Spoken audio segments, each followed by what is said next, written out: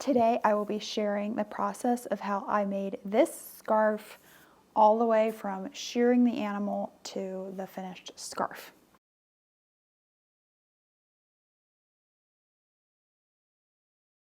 This was a Christmas present for my husband when we were dating, and it was way easier to make him gifts back then because we were long distance and he wasn't around to see the projects that I was working on, but it was tricky because I was posting on Instagram at the time.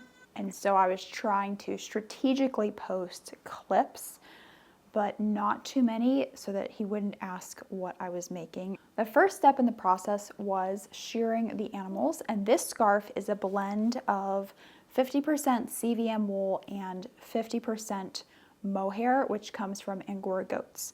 So this came from Stella, who is our black Romeldale CVM sheep. And when I shear sheep, I like to do a traditional like New Zealand style shearing where they're set back on their rumps.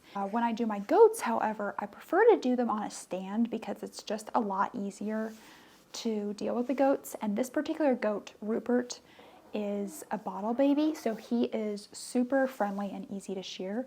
And it's just a really nice time to have him on the stand and spend a little bit of that time with him. So the sheep and goat get shorn, and then after that, all the fleece needs to be washed. And this is done by soaking the fleece in hot water with some wool wash.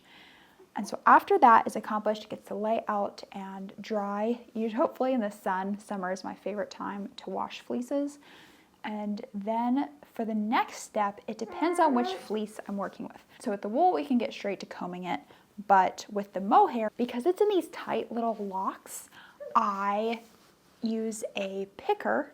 It's called a wool picker, but it's for other fibers as well, that has all of these sharp little nails that separate the locks apart so that when I run it through a carder, it's actually going to do something to the fiber, as opposed to just run these locks through and not really be able to separate them out. Once the fibers are carded individually, I'm going to blend them together to create the blended fiber. And I do this on the drum carder. It usually takes at least 2 passes. So we run the fibers in small amounts, kind of layered up through the carder, and it creates one bat. You take that bat off the drum, and then you split it into sections and run it through the carder again. So this creates a nice evenly blended fiber as opposed to having large chunks of the fiber in different parts. So I pull it off as a bat, and then it was finally ready to spin. And looking back through these videos, I was remembering just how much I enjoyed working with this blend. It was a really, really, really nice fiber and blend to work with. So 50% CVM Romeldale wool and 50% mohair. And I was just remembering I really need to make this again. I haven't done a lot of mohair blends lately. They're just super nice to work with. I spun it on a Kromsky Interlude spinning wheel. This was my first spinning wheel, and it's still probably my favorite one if I had to pick. I love how pretty it is, and it's super enjoyable to spin with. Probably my least favorite thing about it is that it only has 1 treadle. I do like 2 treadles, but it's a super great wheel. I definitely recommend it for beginners or more advanced spinners alike. One of the things I also like about it is a Saxony style wheel, but it's relatively small for a Saxony style wheel. And so if you like this style but don't have a ton of room, it's a really good option. After spinning, I take the skein and I wind it onto a nitty knotty, and that creates the skein, and I did wash it. So washing the yarn evens out the twist and opens up the fibers and creates a really nice finished yarn. And then I take that skein and I put it back onto a swift. So I put the skein onto a swift, and then I wind it into a center pole ball. And the reason that center pole balls are good is they don't put a ton of tension on the yarn, but if you're going to store yarn for long periods of time, it is nice to have it in a skein because that puts no tension on the yarn. So the yarn's not going to get stretched out, it's not going to get squished, it's going to stay lighter and airier.